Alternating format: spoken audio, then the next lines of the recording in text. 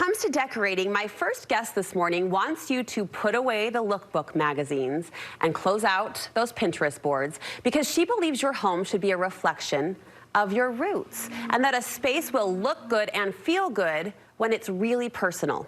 So from heirloom furniture to meaningful art, designer Emily England says to turn to your family history for inspiration. She'll teach us how to add your story to every room of the house. Welcome back to the show, sister. Thanks so much for having me. I am so excited about this because I've actually never heard a designer go out on this ledge in this way, meaning we hear people often say, you know, an old piece adds character. Yeah. Or we've heard people say, you know, photographs or personal items add meaning, but you are literally pointing us to our family tree. Totally. I mean, I think that's part of the process with a designer. You're trying to get to know your clients, and as I'm talking to them, you know, so many people are tied to their family history, whether they're coming from Sweden or England or France or just anywhere, even if they lived back east, you know, that their family's from there. And so to incorporate that into the design of their home makes it so much more meaningful to them, and I think they're going to enjoy it longer. You know, these pieces have personal meaning to them, and so I don't think you get tired of them as quickly. And I think that's what we want. We want to create homes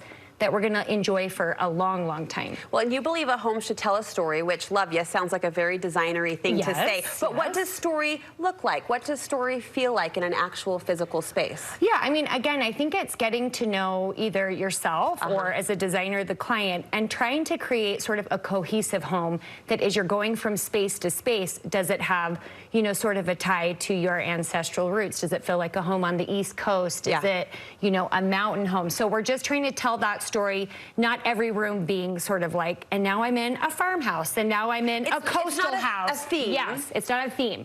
And I think we want to be careful. We don't want to walk into your living room and feel like we're in the tiki room at Disneyland, right? So it could get tacky. That's so funny, because I was thinking of Small World as we go from world to world. So. We got to be careful. We want it to feel, again, we don't want to hit everything. We can't hit every ancestor.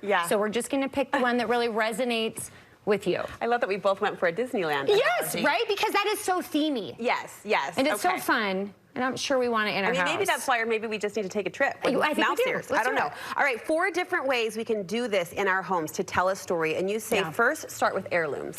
Yeah, so I love to just kind of, as I'm talking to clients, pull anything that they already have that could be passed down from grandma or mom that is meaningful to them. So in one of our projects, we had these beautiful plates from France. My client got them from their mom. Amazing. Now, they don't have ancestors from France. So here's the thing, maybe you don't have a strong tie to your ancestral roots, but you've traveled or lived somewhere. Okay. So these guys had lived in France for a few years as a missionary, and so we just added these little French touches in their home, a plate wall.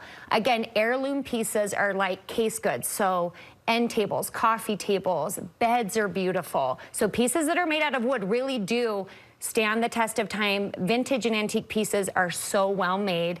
And again, if maybe you don't have, you know, a grandmother that had lovely taste and you don't want to inherit those pieces, you start looking for them so that you can collect them and pass them down to your kids. This next implementation feels like one of 2 really easy, approachable things to do that are made your list today, and that is art. You want us to consider artwork as a nod to our heritage. Exactly. So you know, I think in every home, we're looking to fill our walls with beautiful pieces of art. And it's so easy to get online and just, that looks nice, and I'll buy it. But if we're looking for pieces that resonate with us personally, so if you have English heritage, could you find like a beautiful piece of art, either traveling to England or that looks like it's from the Cotswolds, or it looks like it's, you know, you're in London, or, you know, if you travel somewhere often with your family, Bear Lake or Jackson Hole, look for a piece of art that kind of reminds you of those special places. And then as you go throughout your house, everything feels special and unique to you. I'm loving framed flags. I think are so fun. Oh, that's cool. So like a framed, you know, maybe you have an American flag that was your grandfather's. You fought in World War II. Or maybe you know, visited Norway, or you have ancestors from Norway. Frame those flags because they're interesting and different. And we're not just doing a piece of landscape in every single room, on every wall.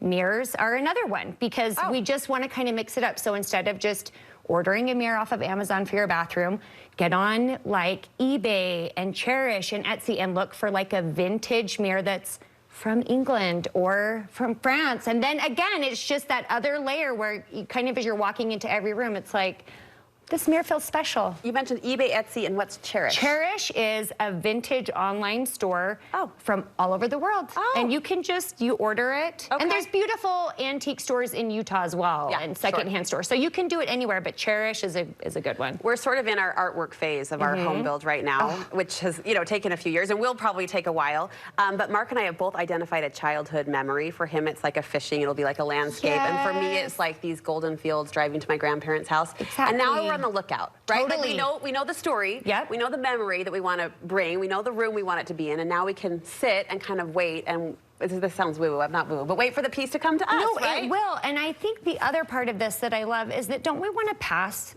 this on to our children? And we tell our kids why it's in our home and what it means. It's a little gift of you. And it gives us all a sense of who we are. Like we're connected to each other. We're connected to our parents, our grandparents, and we're passing that on by putting these pieces in our home. All right, motif. Tell me about the concept of repeating a meaningful motif. Yep, so when we're doing a new build or remodel and there's gonna be some cabinetry, we'll often try to identify like a motif that might be meaningful to the clients. Okay. So say you have heritage from Scotland, we just put a thistle on some of the cabinetry, and it kind of is that little nod to your roots. Now, again, not every piece of cabinetry in the house needs to have a thistle on it, right? That's a little over the top. Yeah. But I've got these two clients. One was from Sweden. We did a tulip cut out on the mudroom lockers, and then we picked one other place to do it, and then we actually found tile with little tulips and did it around the fireplace, and then it's in the butler pantry. So again, it's that repeated motif that feels so special. All right, lastly, here's the second approachable way in, I think. You say you can play with a cultural color palette, which I've never thought of color as cultural, but of course it is. Totally, totally. So as you start to study architecture in different countries, you'll see there's a lot of repeated colors.